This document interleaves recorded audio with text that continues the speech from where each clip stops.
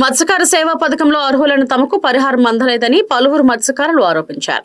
అర్హుల జాబితాలో పేర్లు ఉన్నప్పటికీ అకౌంట్లలో సొమ్ము జమ కాలేదని నిరసిస్తూ కాకినాడలోని మత్స్యశాఖ జిల్లా కార్యాలయం వద్ద వారు ఆందోళన నిర్వహించారు.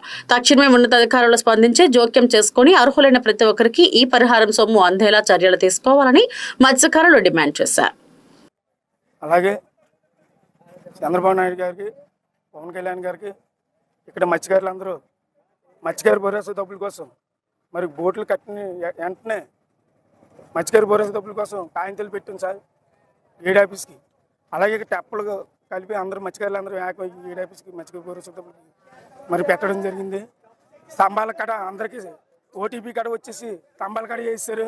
ఇక్కడ ఉన్న మత్స్యకారులకి 10,000 టెప్పలకే తప్పించి ఇక్కడ బోట్లు 400 బోట్లు ఉంటాయి. 400 బోట్ల మీద ఒక్కో బోటు మీద 10 మంది 11 మంది ఉంటాం. కానీ మాకు పడ్డాయి 8 పేర్లే. ఆ 8 పేర్లు 6 పేర్లు 5 పేర్లు లేకపోతే 7 పేర్లు వస్తున్నాయి. కానీ మాకు ఇప్పుడు బోటు మీద ఏటాడుకున్న ప్రతి మత్స్యకారుడికి మత్స్యకారి భరోసా డబ్బులు పడలేదు. మరి అలాగే ఈడీ ఆఫీస్కి వచ్చి మేము సార్ మాకు మత్స్యకారులకి టెప్పలకు పడ్డాయి కానీ మా బోటు మీద మత్స్యకారులకి పడలేదంటే అమ్మ బజెట్ డీజిల్ మరి ఇక్కడ ఓనర్లు మీరు తక్కువకి వస్తుందని 75 రూపాయలకు వస్తుందని మరి ఏం చేసుకుంటున్నారు సబ్సిడీ సాధన కొట్టించుకుంటలేదని మేము పైనుంచి ఆర్డర్ వచ్చింది. మత్స్యకార భరోసా డబ్బులు పడితే పడినట్టు పడలేదో పడినట్టు చెప్పలేమమ్మా అని అంటున్నారు. ఈ జేడీ గారు అంటున్నారు అన్నమాట. అదేంటి సార్ మా దగ్గర తంబాలు వేయించుకున్నారు కదా, మరి తంబాలు వేయించుకున్నప్పుడు ఓటీపీ గట్రా చెప్పేసాం మాకు మత్స్యకార భరోసా డబ్బులు పడతాయని వాళ్ళతో పాటు మాకు పడతాయని మీకు కంగారుగా ఆఫీస్ చుట్టూ తిరిగితే మమ్మల్ని ఎవరు పట్టించుకుంటలేదని అంటే మాకేం సంబంధం లేదు, మీరు వెళ్ళి ఏదైనా ఉంటే మీరు బయట తేల్చుకోండి అన్నారు. కానీ మా మత్స్యకారులకి ఇప్పుడు మరి తెప్పలు గడి ఆటలకు వెళ్ళిపోతున్నాయి. మరి తెప్పలు గడి ఆటకి వెళ్ళిపోతుంది మేము గడి వెళ్ళిపోతాం కదా అంటే వాళ్ళు దొంగలు ఎంతమంది ఉంటారో పోలీసులు ఎక్కువ అయిపోయారు కదా అని అంటున్నారు. అలాగే ఒకవేళ తెప్ప దొరికితే నా పేరు సత్యానందం అండి.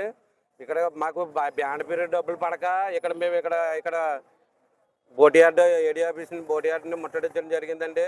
మాకు గతంలో మేము బ్యాండ్ పీరియడ్కి 2 నెలలు బోట్లు కట్టేసి ఉంటున్నామండి. ఇక్కడ బోట్లుగా జీవనోపాధి కోల్పోయి మేము ఎక్కడికి ఏటకెళ్తలేదండి. ఏటకెళ్ళకపోతే మాకు 20,000 చొప్పున మనిషికి వచ్చి 20,000 చొప్పున వేస్తారని చెప్పారండి. చెప్తే ఆల్రెడీ తంబేయించుకున్నారు. మామూలుగా అన్నీ అయిపోయాయండి. తంబేయించుకుని ఎలిజిబుల్ కూడా వచ్చిందండి. ఎలిజిబుల్ వస్తే తర్వాత అన్నీ అయిపోయిన తర్వాత పైబిరి తెప్పలకే ప్రతి బోటుకు పైబిరి తెప్పలకి చిన్నవి ఉంటాయండి. చిన్న తెప్పలకి ప్రతి తెప్పలకి పడ్డాయండి.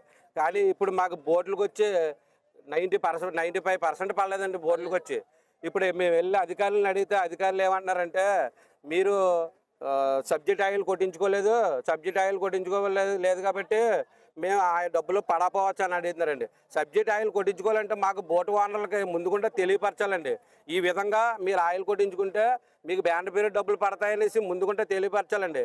అది ఏమి రూల్స్ ఏమి చెప్పకుండా మా దగ్గర అంటే తంబేయించుకుంటే మమ్మల్ని ప్రతిసారి కళాశాలలో ఓనర్లను కూడా ఆఫీస్ చుట్టూ తిప్పుకుంటే లాస్ట్ ఫైనల్లోనే ఇప్పుడు ఏమన్నారంటే మీరు ఆయిల్ కొట్టించుకోలేదు కాబట్టి మీకు పడపోవచ్చు అని అడుగుతున్నారండి. ఆల్రెడీ తెప్పలు కూడా మేము బ్యాండ్ పీరియడ్లోని భార్య బిడ్డలు కూడా మేము ఇంటికాడ ఉండి అందరూ ఇంటికాడ ఉంటే 2 నెలలు మేము ఇక్కడ కట్టేసి ఉంటే పైబిరి తెప్పలు మామూలుగా ఏటలాడుకుంటున్నారండి. ఏట ఆడుతున్నారంటే కొంతమంది అధికారులు కలిసి మొత్తం మీద లంచం తీసుకుండి బోట్లు తెప్పలను ఏటకెళ్తున్నారండి. ఏ ఇంజిన్ ఉన్నది ఏది కూడా ఏటకెళ్ళకూడదండి.